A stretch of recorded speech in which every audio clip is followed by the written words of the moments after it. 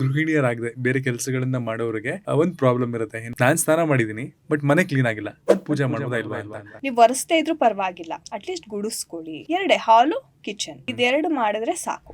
ಭಾವನೆಗೆ ತುಂಬಾ ಇಂಪಾರ್ಟೆನ್ಸ್ ಕೊಡ್ತಾರೆ ದೈವ. ಅಯ್ಯೋ ಯಾರು ಮಾಡ್ತಾರೆ ಬಿಡು, ಕೆಲ್ಸದವ್ರು ಬಂದ್ರೇನೆ ನಾನು ಆಮೇಲೆ ಮಾಡ್ಕೊಂಡು. ಈ ಲೇಜಿನೆಸ್ ಒಂಚೂರು ಇಷ್ಟ ಆಗಲ್ಲ, ಎಸ್ಪೆಷಲಿ ಲಕ್ಷ್ಮೀ ಮಾತೆಗೆ. ಈಗ ಸುಮಾರು ಜನ ಕೆಲಸ ಮಾಡೋ ವರ್ಕಿಂಗ್ ವುಮೆನ್ ಆಗಲಿ ಅಥವಾ ಗೃಹಿಣಿಯರಾಗದೆ ಬೇರೆ ಕೆಲಸಗಳನ್ನ ಮಾಡೋರಿಗೆ ಒಂದು ಪ್ರಾಬ್ಲಮ್ ಇರುತ್ತೆ. ಏನು, ನಾವು ಅಪಾರ್ಟ್ಮೆಂಟಲ್ಲಿ ಇದ್ದೀವಿ, ಮನೆಗೆ ಕಸ ಗುಡಿಸೋರು ಅಥವಾ ಮನೆ ಒರೆಸೋರು ಲೇಟಾಗಿ ಬರ್ತಾರೆ, 10 ಗಂಟೆಗೆ. ಪಾತ್ರೆ ತೊಳೆಯೋರು ಲೇಟಾಗಿ ಬರ್ತಾರೆ. ನಾನು ಪೂಜೆ ಮಾಡಿ ಅಷ್ಟರಲ್ಲಿ ಹೊರಟ್ಬಿಡ್ತೀನಿ ಅಂತ ಸುಮಾರು ಜನ ಇದನ್ನು ಯೋಚನೆ ಮಾಡ್ತಾರೆ. ನಾನು ಮನೆ ಕ್ಲೀನ್ ಆಗದೆ ಪೂಜೆ ಮಾಡ್ಬೋದಾ ಇಲ್ಲ ಮಾಡಬಾರ್ದಾ? ನಾನು ಸ್ನಾನ ಮಾಡಿದ್ದೀನಿ ಬಟ್ ಮನೆ ಕ್ಲೀನ್ ಆಗಿಲ್ಲ, ನಾನು ಪೂಜೆ ಮಾಡ್ಬೋದಾ ಇಲ್ವಾ ಅಂತ. ಇನ್ನೂ ಕೆಲವರು ಈ ಥರದ ಪೂಜೆಗಳನ್ನು, ಲಕ್ಷ್ಮೀ ಪೂಜೆ ಎಲ್ಲ ಸ್ಟಾರ್ಟ್ ಮಾಡಿಬಿಟ್ಟಿರ್ತಾರೆ. ಮನೇಲಿ ನಾನ್ ವೆಜ್ ಮಾಡ್ಬೋದಾ ಅಂತೆಲ್ಲ ಯೋಚನೆ ಮಾಡ್ತಿರ್ತಾರೆ. ಅದು 10 ತಿಂಗಳು 11 ತಿಂಗಳು ಪ್ರೋಸೆಸ್ ಅಲ್ವಾ? ಇದು ಹೇಗೆ? ಓಕೆ, ನಾವು ಸ್ನಾನ ಮಾಡಿದ್ವಿ, ಶುಭ್ರವಾಗಿದ್ದೀವಿ, ನಮ್ಮ ಕೆಲಸ ಮುಗೀತು. ಹಾಗೆ ಅಟ್ಲೀಸ್ಟ್ ನಿಮಗೆ ಪೂರ್ತಿ ಮನೆ ಗುಡ್ಸೋಕ್ಕಾಗಿಲ್ಲ ಅಂತಂದ್ರೂ ಹಾಲ್ ಕಿಚನ್ ಇಷ್ಟಾದರೂ ಗುಡಿಸ್ಕೊಳ್ಳಿ. ಮಾರ್ನಿಂಗ್ ಎದ್ಬಿಟ್ಟು ನೀವು ಒರೆಸ್ತಾ ಇದ್ರೂ ಪರವಾಗಿಲ್ಲ, ಅಟ್ಲೀಸ್ಟ್ ಗುಡಿಸ್ಕೊಳ್ಳಿ. ಎರಡೇ ಹಾಲು ಕಿಚನ್, ಇದೆರಡು ಮಾಡಿದ್ರೆ ಸಾಕು. ಆಮೇಲೆ ನೀವು ದೀಪ ಹಚ್ಬಿಟ್ಟು ನಾರ್ಮಲ್ ರೆಗ್ಯುಲರ್ ಪೂಜೆ ಹೇಗೆ ಮಾಡ್ತೀರಾ ನಾರ್ಮಲಾಗಿ ಮಾಡ್ಕೊಳ್ಳಿ. ಹಾಗೆ ಈ ಥರ ಮಾಡೋದ್ರಿಂದನೂ ಕೆಲವರು ಅನ್ಕೋತಾರೆ, ಅಯ್ಯೋ ಇದು ಫಲ ಸಿಗುತ್ತಾ ಇಲ್ವಾ ಅಂತ. ಡೌಟ್ ಬೇಡ, ಯಾಕಂದರೆ ಅಟ್ಲೀಸ್ಟ್ ನೀವು ಎಫರ್ಟ್ ಹಾಕ್ತಿದ್ದೀರಾ. ದೈವ ಏನು ನೋಡುತ್ತೆ, ಈಕೆ ಎಷ್ಟು ಭಕ್ತಿಯಿಂದ ಮಾಡ್ತಿದ್ದಾರೆ ಆ್ಯಂಡ್ ಈಕೆಯ ಒಂದು ಭಾವ ಹೇಗಿದೆ. ಭಾವನೆಗೆ ತುಂಬ ಇಂಪಾರ್ಟೆನ್ಸ್ ಕೊಡ್ತಾರೆ ದೈವ.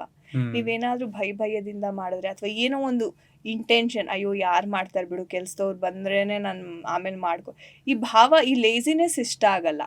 ಎಸ್ಪೆಷಲಿ ಲಕ್ಷ್ಮೀ ಮಾತೆಗೆ ಈ ಲೇಜಿನೆಸ್ ಒಂಚೂರು ಇಷ್ಟ ಆಗಲ್ಲ. ಸೊ ಒಂದು ಗೃಹಿಣಿ ಅಂತಂದರೆ ಆಕೆಗೇನು, ಮಾರ್ನಿಂಗ್ ಎದ್ದು ಸ್ನಾನ ಮಾಡಿ, ಏನೂ ಆಗಿಲ್ಲಾನೆ ಅಟ್ಲೀಸ್ಟ್ ಕಸ ಎಲ್ಲ ಹಾಲಿಂದಾದರೂ ಗುಡಿಸ್ಬಿಟ್ಟು ಈ ಪೂಜೆಯನ್ನು ಮುಗಿಸ್ಕೊಂಡ್ಬಿಡ್ಬೇಕು. ಆಮೇಲೆ ಬೇಕಿದ್ರೆ ಕೆಲಸದವ್ರು ಬಂದು ಅವ್ರು ಏನು ಮಾಡ್ಕೋತಾರೋ 1-2 ಅವರ್ಸ್ ಆಗಿರುತ್ತೆ ಸಾಕು. ಆಮೇಲೆ ಅವ್ರು ನಾರ್ಮಲ್ ಕಸ ಗುಡಿಸಿ ಎಲ್ಲ ಒರೆಸಿ ನಾರ್ಮಲ್ ರೊಟೀನ ಫಾಲೋ ಮಾಡ್ಬೋದು. ಅಂಡ್ ಈ ನಾನ್ ವೆಜ್ ವಿಷಯಕ್ಕೆ ಸಂಬಂಧಪಟ್ಟಂಗೆ ಕೆಲವರು ಮನೆಯಲ್ಲಿ ನಾನ್ ವೆಜ್ ಮಾಡೋ ಪದ್ಧತಿ ಇರುತ್ತೆ. ಲಕ್ಷ್ಮೀ ಪೂಜೆ 10 ತಿಂಗಳು 11 ತಿಂಗಳು ಮಾಡಬೇಕು ಅಂತ ಸೀರಿಯಸ್ ಆಗಿ ಮಾಡ್ತಿರ್ತಾರೆ. ಬಟ್ ಮನೇಲಿ ಯಾರೋ ಮಾಡೋದ್ರಿಂದ ಅದಕ್ಕೆ ಏನಾದ್ರು ತೊಡಕಾಗುತ್ತಾ? ಲಕ್ಷ್ಮೀ ಮಾತೆಗೆ ಅದೊಂದು ಪ್ರಾಬ್ಲಮ್. ನಾನ್ ವೆಜ್ ಇಷ್ಟ ಆಗಲ್ಲ ಆಕೆಗೆ, ಅದ್ ಸ್ಮೆಲ್ಲು ಇಷ್ಟ ಆಗಲ್ಲ ಆಕೆಗೆ, ಟು ಬಿ ಆನೆಸ್ಟ್, ನನ್ನ ಅನುಭವ ಇದು. ಬಟ್ ಬೇರೆ ದೈವ ಇದ್ರೆ ಫೈನ್, ಮಾಡ್ಕೊಳ್ಳಿ, ಏನ್ ತೊಂದರೆ ಇಲ್ಲ. ಬಟ್ ಲಕ್ಷ್ಮಿನ ಆರಾಧನೆ ಮಾಡೋರು ಸ್ವಲ್ಪ ಕಟ್ನಿಟ್ಟಾಗಿರ್ಬೇಕು.